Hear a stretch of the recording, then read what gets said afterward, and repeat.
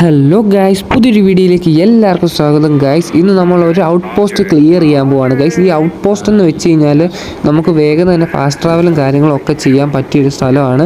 അത് നമ്മുടെ കുറേ ആൾക്കാർ കാണും, അവരെ എല്ലാം കൊന്നിട്ട് നമ്മൾ ആ ഒരു സ്ഥലം കീഴടക്കണം.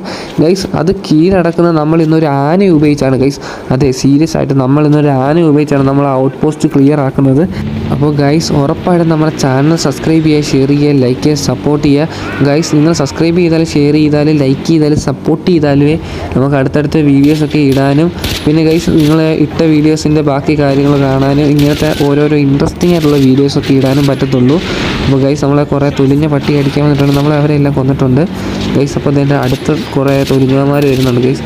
ഇവന്മാരുടെ കത്തിയും കുന്തവും ഒക്കെ ഉണ്ട്. നമ്മളതായത് വെടിവെച്ച് കൊല്ലാനും ആളുണ്ട്, കത്തി വെച്ച് കൊല്ലാനും ആളുണ്ട് ഗൈസ്. അപ്പോൾ കത്തി ഉള്ളവനെ നമ്മളെ കൊന്നിട്ടുണ്ട്.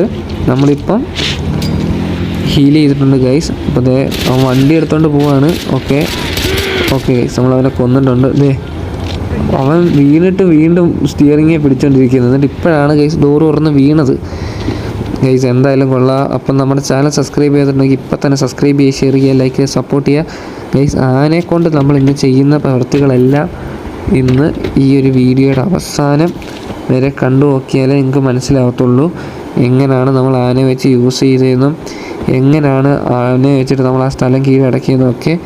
Okay, by.